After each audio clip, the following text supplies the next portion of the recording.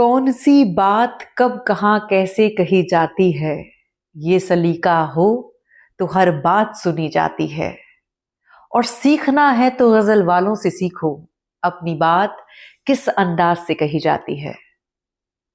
तो art of communication यानी संवाद की कला और लोक व्यवहार एक इतनी पावरफुल स्किल है। इसमें जो व्यक्ति महारत हासिल कर लेता है उसके संबंध मजबूत होते हैं, साथ ही साथ वो अपने करियर में हमेशा शीर्ष पे रहता है। तो अगर हम भी 5 बातों का ध्यान रखेंगे तो हम भी हमेशा लाइफ में टॉप पोजीशन पे रहेंगे और हर व्यक्ति हमसे जुड़ना चाहेगा। सबसे पहले हमें इस बात को समझना है कि जब बात संवाद की कला की आती है तो हमें लगता है कि हमें अच्छा बोलना कैसे है वो हमें प्रैक्टिस करनी है। पर एक नियम है, अच्छा बोलना तब आएगा जब हम पहले एक अच्छा श्रोता बनेंगे। तो अच्छा वक्ता होने के लिए पहले अच्छा श्रोता होना जरूरी है। आप ये नोटिस करें कि हर किसी इवेंट में या फिर किसी गेट टुगेदर में एक दो लोग ऐसे होते हैं जिनका ऑरा इतना मैग्नेटिक होता है, उनकी उनकी बात करने की शैली इतनी प्रभावशाली होती है कि हर कोई उनसे मंत्रमुग्ध हो जाता है और हर व्यक्ति उन्हें सुनना चाहता है। तो हमें पहले उन्हें सुनना है। हमें देखना है कि उनका बॉडी लैंग्वेज क्या है, उनके हाव भाव कैसे हैं, हैंड जेस्चर्स कैसे हैं, फेशियल एक्सप्रेशंस कैसे हैं, उनका उच्चारण क्या है, कहाँ वो पॉज देते हैं। जब हम बारीकी पर ध्यान देते हैं तब हम संवाद की कला को सीखते हैं। पर अफसोस बहुत कम लोग हैं जो एक अच्छे लिसनर हैं। अदरवाइज अगर हम एक गैदरिंग की बात करें, गेट टुगेदर की बात करें, तो अधिकतर लोगों का फोकस उस समय हरी चटनी या लाल चटनी पे होता है। और कुदरत का ये नियम है कि जिस चीज पर फोकस होगा जिंदगी में वही बढ़ेगा। और दुर्भाग्य से जिंदगी में जो चटनी बन रही है वो भी इसी वजह से है, क्योंकि हमारा फोकस सुनने के बजाय इसी में है कि यहाँ चटनी नहीं है, यहाँ सॉस नहीं है। तो जब मौका मिले अच्छे लोगों को सुनना शुरू करें और उनसे सीखना शुरू करें। दूसरा, एक एक बड़ा अच्छी 4 लाइनर्स हैं। अब वो ये है कि गोशे का मतलब होता है एकांत या फिर घर का ही कोई कोना।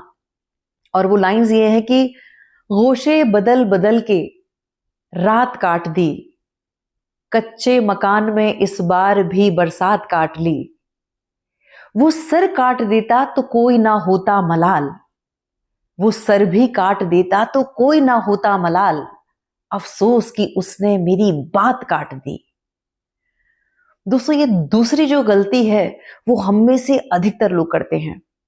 लोग जब कुछ बात कर रहे हैं तो हम उन्हें बोलने का मौका नहीं देते हैं और उनकी बात काट कर अपनी बात शुरू कर देते हैं।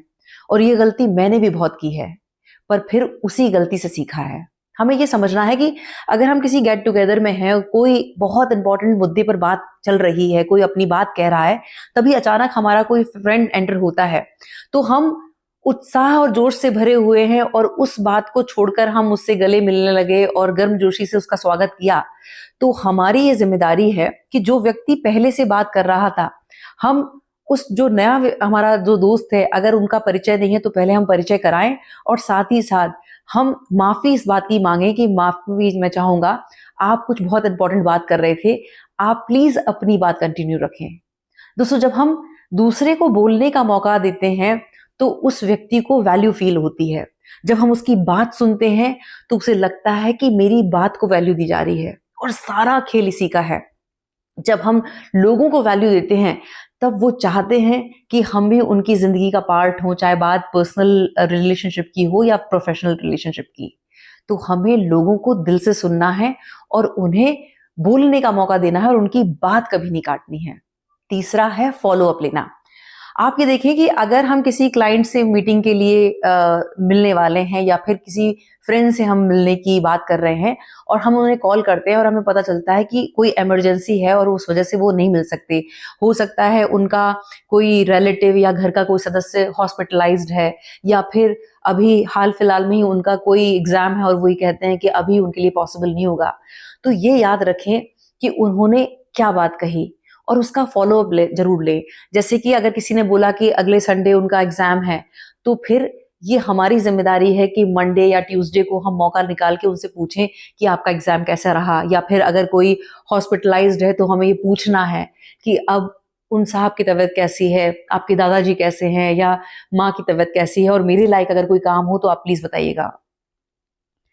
दोस्तों, हम ह्यूमंस इमोशन से बने हुए हैं, और जो व्यक्ति हमारे भाव का सम्मान करता है, हमारे अपनों का सम्मान करता है, या हमारी पर्सनल किसी चीज़ में इंटरेस्ट दिखाता है, तो वो आम से खास हो जाता है, और वही चीज़ हमें पर्सनली और प्रोफेशनली जोड़ती है। चौथा और अहम, ये एक बहुत विरला हुनर है, बॉन्ड क्रिएट करना, और वो तब होता है जब हम कुटुंब भाव से जुड़ते हैं, जब हमें लगता है कि हम संसार के और सारा संसार हमारा। यहाँ मैं एक बहुत अच्छा वाकया बताना चाहूंगी। ये बात है 2012 12 या 13 की है। एक ब्राइड थी, जिन व्यूअर्स को ये नहीं पता है कि मैं एक मेकअप आर्टिस्ट हूँ और मैं ब्यूटी सैलून रन करती हूँ, तो उन्हें बताना चाहूंगी कि 2012 या 13 की बात है।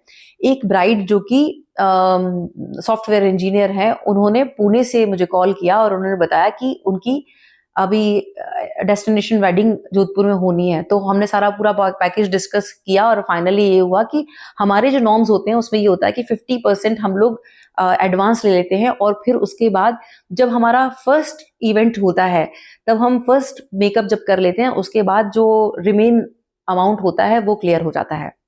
तो जो ये मेरी ब्राइड थी, वो यहाँ पर जोधपुर आई इवेंट के लिए। अच्छा, बहुत दिलचस्प ये किस्सा है। उसमें ये था कि उसमें जो पेमेंट का और ज्वेलरी रखने का जो सारी व्यवस्था थी, वो उनकी बड़ी बुआ जी को दी गई थी, और बड़ी बुआ जी वृद्ध थी, उम्र अच्छी खासी उनकी थी। और जैसे अपने इंडियन फैमिलीज में होता है कि बड़े बुजुर्ग इस चीज की परवाह नहीं करते हैं कि वो किसके सामने क्या है, वो मतलब वो फ्री होते हैं, वो किसी के सामने किसी की भी डांट लगा सकते हैं।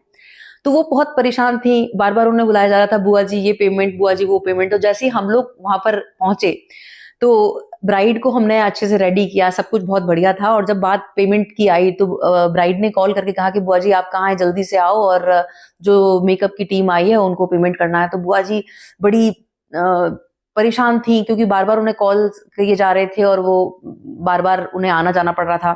तो वो बड़ी गुस्से में आई, बोली कि तुम लोगों ने तो हमारी नाक में दम कर दिया है, हमें चैन नहीं लेने दे रहे, कभी कोई फोन कर रहा है, कभी कोई फोन कर रहा है। अब जो ब्राइड थी उसका चेहरा उतर रहा था, क्योंकि उसको ये चीज बहुत अजीब लग रही थी कि भाई आर्टिस्ट आया हुआ है, मेकअप आर्टिस्ट आया है, उसके साथ पूरी टीम है, और बुआ जी सबको डांट लग रही है। तो बुआ जी जैसे ही एंटर हुई तो उन्होंने कहा, बस पैसा पैसा पैसा, हमारी तुम जान ले लो, और तुमसे इतने बार कहा है कि ये कमरा साफ रखो, और तुम लोगों ने कमरे की कितनी बुरी हालत कर रखी है, देखो तुमने कपड़े कैसे गुड़ी मुड़ी करके रख रखे हैं। तो वो बहुत ऐसे शर्म उसको आ रही थी कि मतलब बुआ जी ये लिहाज नहीं कर रही हैं कि हम लोग वहां खड़े हैं। और मैं ये चाह रही थी कि वो माहौल थोड़ा सा इजी हो जाए। तो मैंने कहा बुआ जी को, मैंने कहा अरे बुआ जी, क्योंकि सब लोग बुआ जी कह रहे थे, तो मैंने भी कहा, मैंने कहा बुआ जी कोई लोड मत लीजिए, आप अपने और काम देखिए, अभी हम लोग 3 दिन और काम के लिए आएंगे, क्योंकि वो जो इवेंट्स थे तो उसमें हमें आना ही था। तो मैंने कहा वैसे भी ये मेरे घर की शादी है, क्योंकि मैं भी एमपी से हूँ, मेरा ननिहाल एमपी है।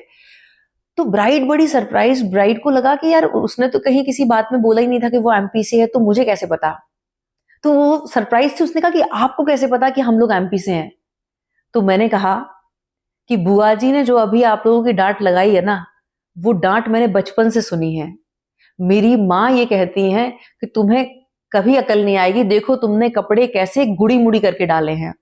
तो वो जो गुड़ी मुड़ी एक वर्ड है, वो ये है कि जब हम कपड़े को ऐसे मतलब क्रश करके और लापरवाही से जब हम यूं फेंक देते हैं, उसको तय करके नहीं रखते हैं, उसे गुड़ी मुड़ी कहा जाता है। और वो जो गुड़ी मुड़ी शब्द था, वो मुझे समझ में आ गया कि ये तो एमपी के हैं। और उस माहौल, उस एक वर्ड ने इतना अच्छा माहौल बनाया कि सब ठाका मार के हंसने लगे। और दोस्तों, मेरी लाइफ की सबसे बड़ी अचीवमेंट ये थी कि वो पेमेंट तो जो रिमेन था वो मुझे मिला ही मिला। साथ में जो जब लास्ट इवेंट था, तो उसमें जैसे घर में बहन बेटियों को तिलक करके जब जो मिलनी दी जाती है, वैसे ही मुझे मिलनी दी गई। एनवेलप मुझे दिया गया तिलक लगा के, और वो मेरे लिए बहुत बड़ी बात थी, वो मेरे लिए लाइफ की अचीवमेंट थी। और उसके बाद लगभग 11-12 साल हो गए हैं, उनके घर की कोई भी शादी होती है, पहले से मुझे बता दिया जाता है, और उनके घर की सारी शादियों में काम मुझे मिला है। तो इसलिए नहीं मिला था कि मेरा काम बहुत अच्छा है। काम मुझे इसलिए मिला क्योंकि वो जो बॉन्ड था या फिर उस माहौल को लाइट बनाने का जो हुनर था, बस वो मुझ में था। तो जब हम वो सीख लेते हैं, फिर हमारा वो रिश्ता प्रगाढ़ होता है।